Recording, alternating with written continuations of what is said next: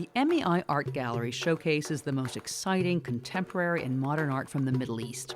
Our current exhibit, Perceptible Rhythms, Alternative Temporalities, features 12 artists who explore the impact of conflict, urbanization, and the climate crisis on their environments.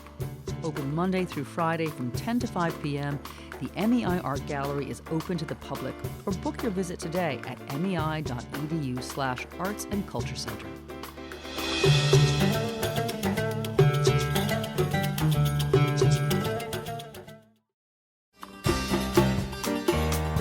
From Washington, D.C., this is Middle East Focus.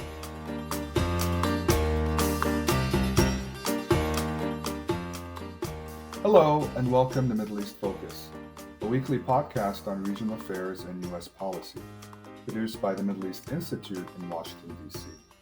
I'm Mohammed Mahmoud, Senior Fellow at MEI and the Director of the Climate and Water Program.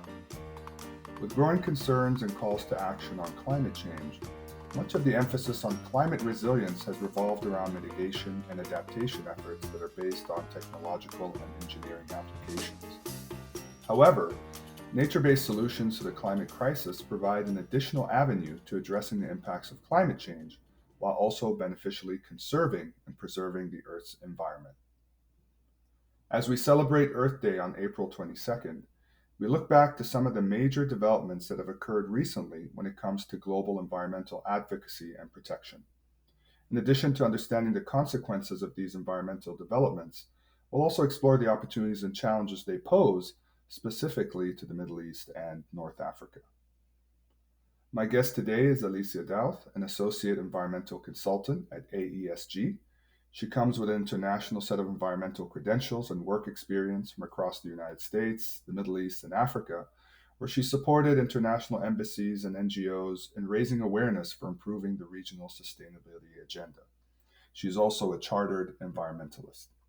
Welcome to the podcast, Alicia.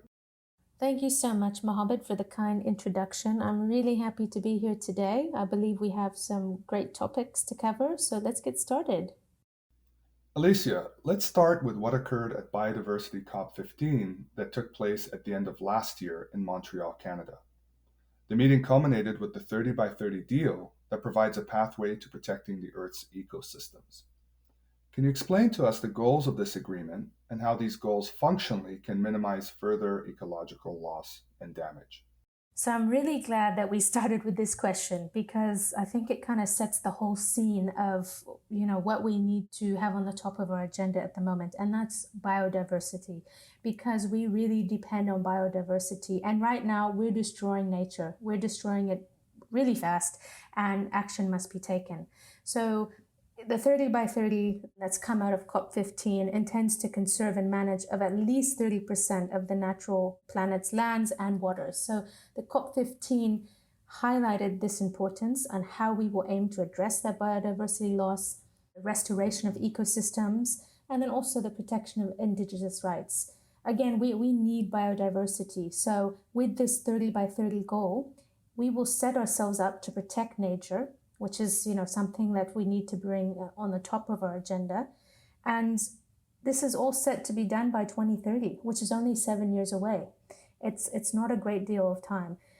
But the plan will effectively work to put 30% of the planet and 30% of degraded ecosystems under protection by 2030. So this global biodiversity framework has 4 overarching global goals and 23 targets.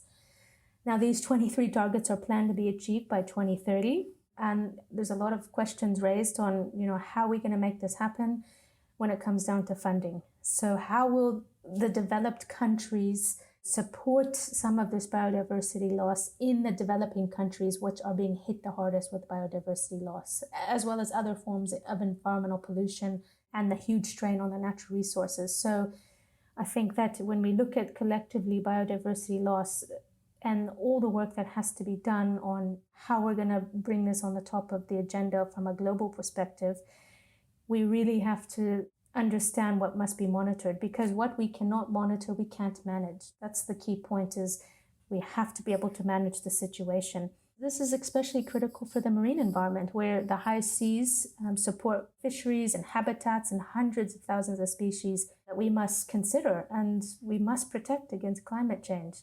23% of the human-related carbon emissions is absorbed by the ocean. That's a great deal, and it's something worth protecting. The marine environment, because it has such a strong importance in its role on how we mitigate and adapt to climate change. It's going to be really important for COP15 on how we set ourselves up for this and the next steps and those targets.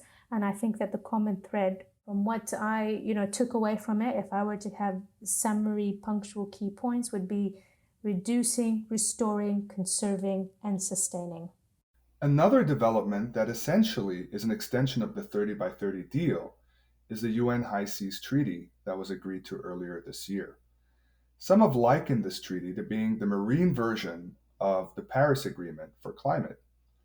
What are the objectives of this treaty, and what needs to be done to make these objectives actionable?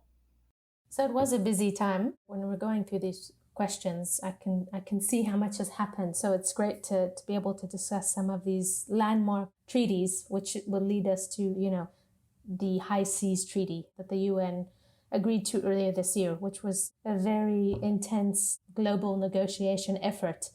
And the High Seas Treaty is to protect the ocean. It's to tackle environmental degradation. It's to fight climate change, and it's to prevent that biodiversity loss. So that treaty, if you don't know, is also called the Biodiversity Beyond National Jurisdiction, and that's of the high seas.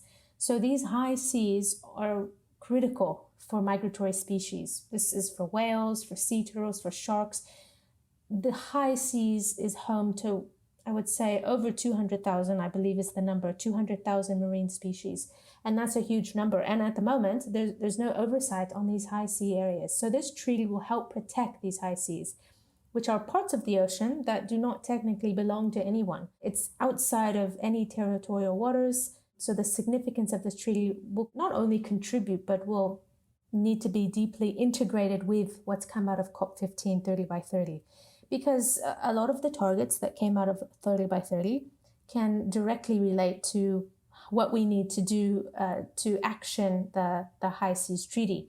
Why this is important? Because the High Seas Treaty can now be applied to that 60% of the Earth's total ocean that had no oversight.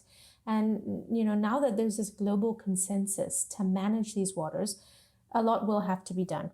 With these COP15 targets that relate to High Seas Treaty, there's restoring 30% of ecosystems globally, which is land and sea by 2030. It's to conserve and manage these areas as well by 2030. So we're restoring, we're conserving, limiting or stopping the extinction of species by 2050, reducing pesticides from polluting, our surface waters, our marine waters, reducing nutrient that's lost into the environment, which would also be nutrients lost from anthropogenic activities that are going to the marine environment, reducing that by 50%, reducing all pollution risk from all sources by 2030 to levels that are no longer harmful to biodiversity. So ecosystems can function, so they can become healthy, so that they can do their job.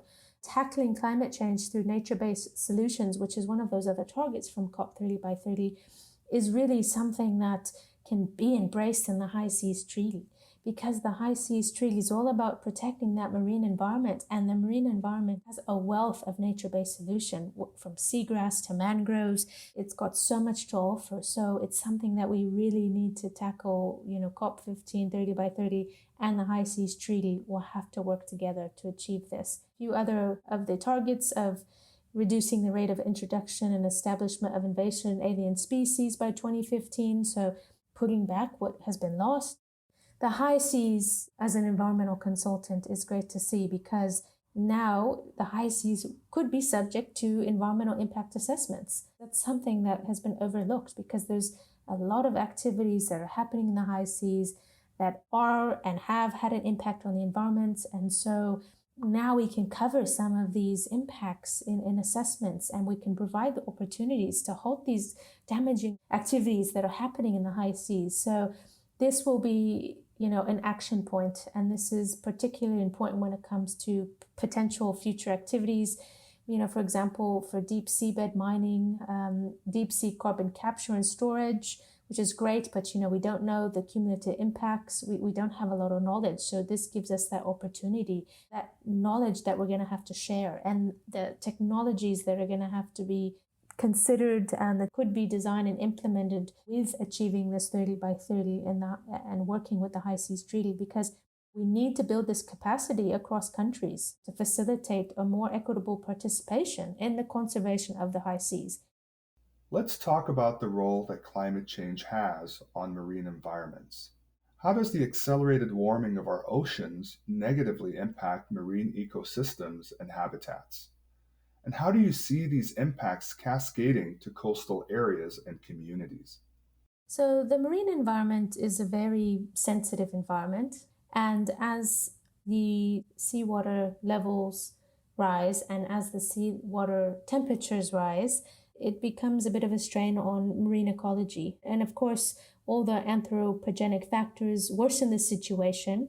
For example, we have acidification that comes from, some of the anthropogenic factors into the marine environment. So the acidification is caused by the pH change of the ocean. So just, you have this huge body of water. Now you suddenly have the change at pH, and this is kind of a shock to the marine environment, marine ecology. How does it handle this? So why does this happen? Why does the pH change? It's really clear. It's because there's carbon dioxide from the atmosphere that's being absorbed into the ocean naturally. This happens naturally. It's great. It's a nature-based solution. It's fantastic until it's be too much, until essentially we're filling the ocean faster than it can naturally handle. And that's what's causing, an accelerating warming of our oceans negatively. And I think those impacts, eventually will soon rather than later, we'll be able to see, because a large majority of developing populations depend on protein from the marine environment. So at the moment, the ocean absorbs about 30% of the CO2 within the atmosphere currently. And until CO2 emissions drop, the ocean is not able to cope at the rate that we're putting into it. So the acidification is affecting the entire world's ocean. It's not about territories. Water doesn't have boundaries.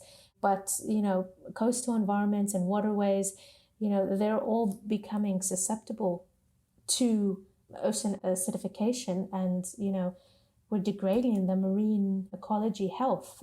And then in turn, we're essentially removing that nature-based solution from doing its job. So we do have this global shared water challenge of acidification, and what do we do? And this is a water risk on a global scale, because now it's affecting a whole food source. Economies depend on fishing as not even for an export, but also for their source of protein, like I said before. We know that keeping the ocean has multiple benefits. So again, I think I've said this is my third or fourth time, but we must monitor. So we must monitor the situation so we can manage it. The more efforts to conserve and restore the marine ecosystems is the focal point of COP15 and the High Seas Treaty. So I kind of believe that, they will complement one another greatly, and we need to look at it not as two different, Convention of Biodiversity and the High Seas Treaty. They need to be looked at as one. The impacts of degrading the marine environment, if left unmanaged, can be extremely damaging to areas on the coast as well as communities, because they're losing their food source. Now we have sea level rise because we've also removed some of the nature that prevents erosion and that helps naturally filter the water. So if we don't have this on the coast, we can't manage those situations, and the oceans lose its carbon capturing ability and uptake. So keeping the ocean healthy, keeping the biodiversity healthy, and looking at all these different aspects of how can we manage our marine environment as a nature-based solution, but also as that solution of biodiversity. And just a quick example, because here in the UAE and some of the other neighboring countries, we use desalination technology for our potable water. Since our potable water is right here in the marine environment, which we're making, the raw water, our source water, and then, we desalinate it, it becomes our potable water, our whole water catchment is at risk. And it's something worth bringing to the table, because as sea temperatures rise and as marine ecology degrades and the marine environment is no longer healthy, what does that leave us for our raw water source? Shifting to the terrestrial side of things, waste management is a huge issue in the MENA region, as evidenced by last year's survey results from our barometer on citizen feedback regarding the environment. We actually talked about this issue briefly last year at an MEI event discussing these survey results.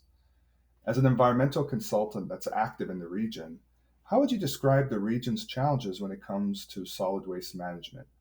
Can you point to some examples from the region of initiatives that are successfully addressing or targeting these waste management challenges?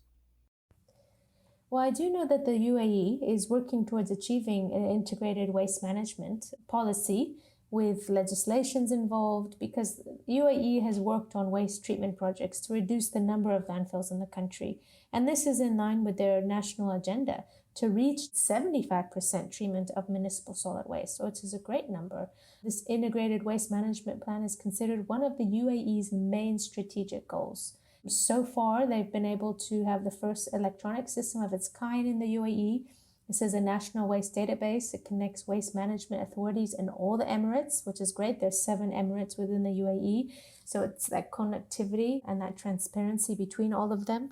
And there's also been 43 different waste collection centers in neighborhoods and residential areas in the UAE. So this allows those community members to participate in the waste process and the sorting of their waste. Is what I said again is really fantastic, because we must take ownership and be involved with our waste. And above that, we do have a lot of great small businesses filling in the gaps and doing their part and taking those opportunities to turn that waste into reusable materials, in the construction industry, or companies that are taking food waste to promote food waste reduction, because that's also a huge thing, is food waste, and turning into compost so it can support tree planting initiatives. So I think here in the UAE, we really getting into how can we harness integrated waste management and make sure that everybody participates, and there's a lot of opportunity for people to be involved, and a lot of good things can come from waste. Of course, we can't mention Earth Day without talking about nature-based solutions for tackling the effects of climate change. As we know, the MENA region is naturally dry and arid with a higher propensity for drought. What type of nature-based climate solutions are possible in this region? What are examples of these types of efforts that have already been put into motion in the region? Ooh, I love talking about nature-based solutions, because I believe it to be, a really interesting part on how can we build this resilience and what can we use to mitigate things naturally. I'm not a nature-based solution expert by any means, but I do know enough to understand that nature has the ability to be part of the climate crisis and how we're going to solve that. And, it goes back to, we need biodiversity, we need that nature, we need these ecosystems. And one of the solutions to create that layer of protection would be recognizing the best types of nature-based solutions possible. And as we know that this MENA region is naturally dry, it's arid, it's a little bit harsh. So the solutions that we need to come up with, or that are being implemented, that I'll talk about in a minute, should aim to be specific to suit this environment. We need to, we need solutions that are going to have long-term effects. We need them to work. So it's not a one-size-fits-all. Nature-based solutions are a means to enhancing the existing environment and, make it so it can function in a way that can benefit and repair itself and benefit us, benefit the environment, the marine ecology, the terrestrial ecology. A healthy environment is now a human right. And if we want to achieve this, we need to be prepared to implement the solutions, but solutions that have long-term results.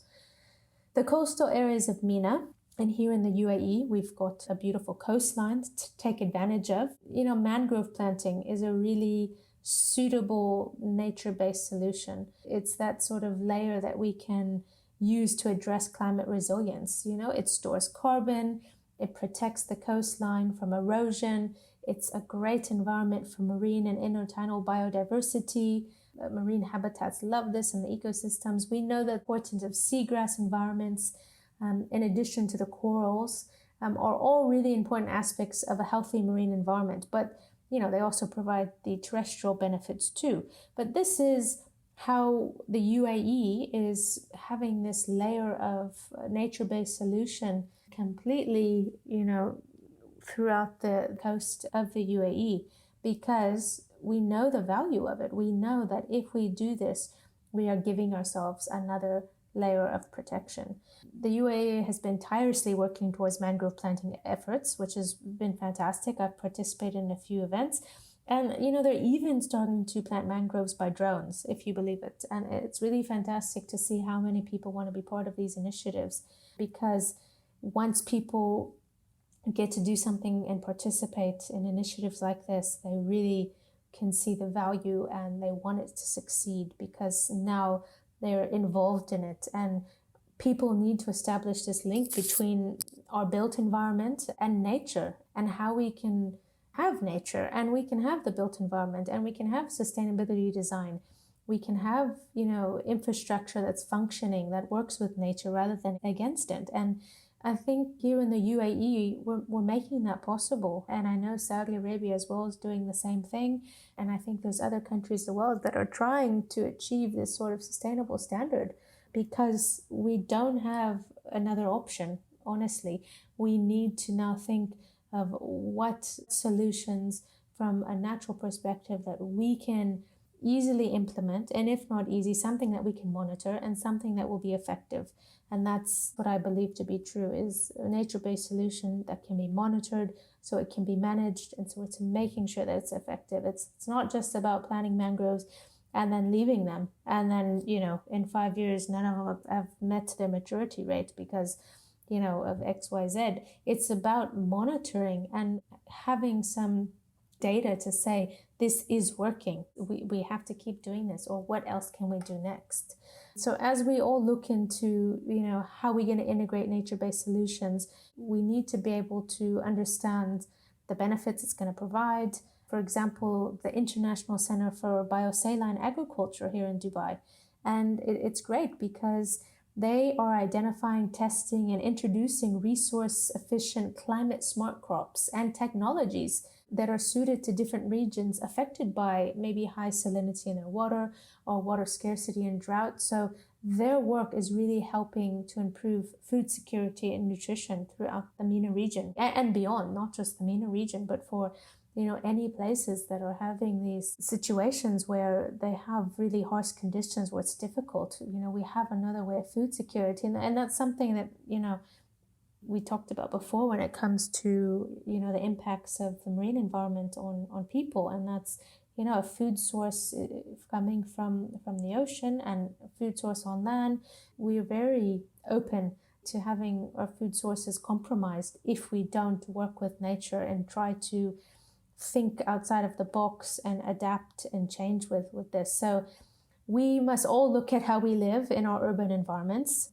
We have a high demand as people. We require a lot of resources. And so as we try to build this understanding of how to cope with climate stress, I think we all need to remember to do our part.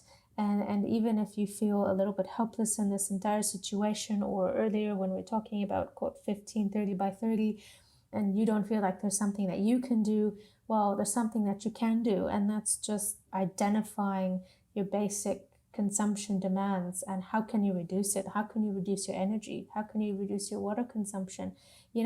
All these things must be reduced. Everybody must do their part to reduce it. Those innovative technologies to manage all these things need to start being implemented and embedded into existing or new frameworks and plans.